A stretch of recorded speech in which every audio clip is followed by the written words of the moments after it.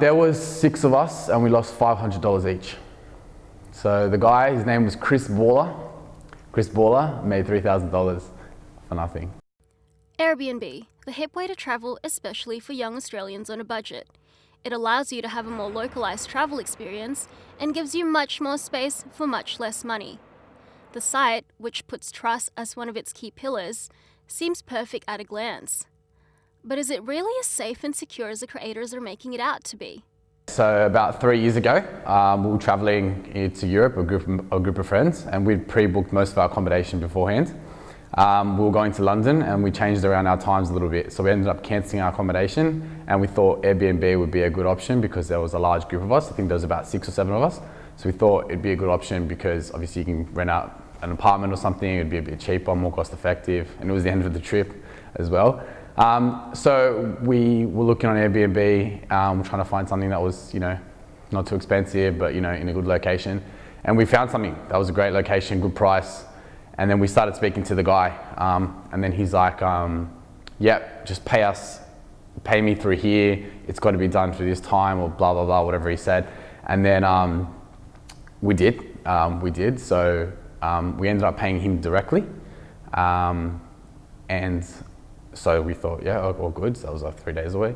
Once we got to London, we got to the street. I forget the street what it was called, but it was a great location. And we got there and it was just like an abandoned warehouse. I think it was like a Simpsons pool at the bottom, and then on top was just like an unused building. And we realized straight away something was up. We tried calling him. We tried going back on Airbnb. It had been taken off, so it wasn't there any longer. And we couldn't get through to him. We couldn't get through to anyone, so we called Airbnb. They had a look for us, and they were like, "Oh, we can't seem to locate that location," and it was all just a bit much, really. So yeah, in the end, it was like a fraud. So yeah, we had to get other accommodation. We ended up going back on Booking.com and finding accommodation, rebooking. We tried to deal with it like we were there for like a day or two, but it wasn't really like. We realised it was going to be a process, so we just thought, look, let's just enjoy the rest of the trip, and when we get back to Sydney, we'll deal with it. So that's what we tried to do, and it was a long process going back and forth. One of my mates was dealing with it mainly, and in the end, they were kind of just like, yeah, fill out this form, do this, and in the end, they were kind of just saying that it's because we went to the client directly, that it was our own fault, whereas if we'd done it through their website, then they could have rectified that and they could have fixed that up.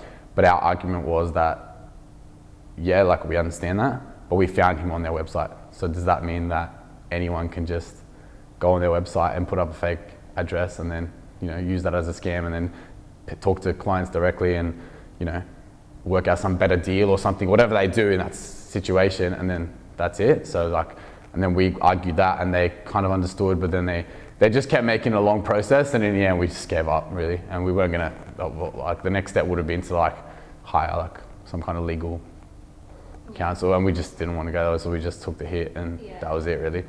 Okay, so how much money did you guys end up losing? There was 6 of us and we lost $500 each. So the guy, his name was Chris Baller. Chris Baller made $3,000 for nothing. Paul's isn't an isolated case. When Chris Wong went to Spain with his family, they had a similar experience.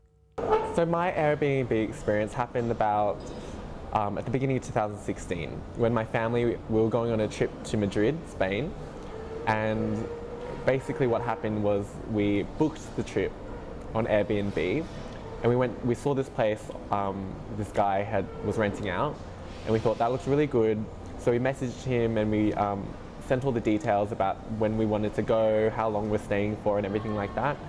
And then he replied to everything.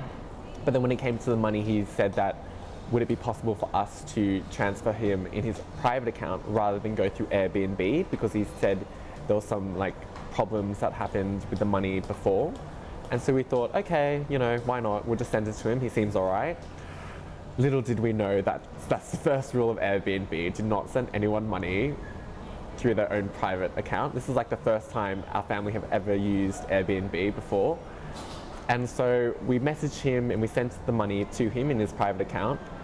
And then we sent a message back to him saying hey, we've sent the money through. and we just basically never heard from him ever again. Yeah. How did that make? Did you try to contact Airbnb at all? We did try to contact Airbnb, and because of their policy, that unfortunately they couldn't help us in any way. The only thing we could do was flag him, but then by then I think he removed all his accounts or everything, because we had trouble getting back to trying to contact him. Like, he gave us his number and everything, but we couldn't get through to him at all. Dewinda, mum of a 3-year-old, rented out one of the rooms in her apartment when she was living in Tokyo. She would go out of her way to make these renters more comfortable, yet was faced with abuse from some of them. And when I was in Tokyo, I was renting one of my bedroom for Airbnb, and at that time we got plenty of customers that renting our room. And then how was it? It's like mostly they were like really nice, but of course you will never always get nice people renting your bedroom. Must be like one or two people doing some weird things. I had like one customers, it's like, I forgot, it's like from US or maybe from Europe, I forgot. And it's just like, we did some nice things to him, I mean, like, I offer him to come earlier than it should be. I mean, sometimes like we can let them like inside to our apartment like 2 p.m. but because he's like from far away, I say you can come earlier than 2 p.m. and I can open. And he suggested that he wanted to come at 8 a.m. but I cannot do that. I couldn't do that. I said, what about like 9 a.m. But he got pissed, and it's just like start swearing and start saying like bullshit things. It's just like I couldn't take it. Michaela, a fellow UTS student, was faced with a different problem. So we used Airbnb all over China when we were living there. We used to use it when we went on weekend trips mostly. There's one in particular that stands out that was in Shanghai, and we showed up and it was in this back alley of this not very nice part of Shanghai, and it was just someone's house, and so we were like walking in and out, obviously not locals, and it just didn't have a very safe feel to it, I suppose. When you guys stayed at that sort of dangerous Airbnb, did you try to contact Airbnb about it? We did. So we just kind of sent them a message and said it wasn't the safest feeling area, and when we did our ratings and stuff, we kind of mentioned that. And I think what would have made it better is if we had felt like the apartment was a bit more secure, because it wasn't necessarily even just the area it was in, it was the amount of security. So we just felt like potentially someone could break in and steal all our stuff at any time. But they didn't offer us a refund or anything like that, and they didn't take any physical action that I know of.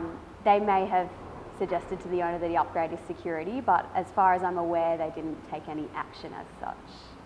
While some can argue that these can also happen in a regular hotel, the problem lies with the unregulated nature of the internet. It seems that when something goes wrong, it's a consumer who has to take the fall.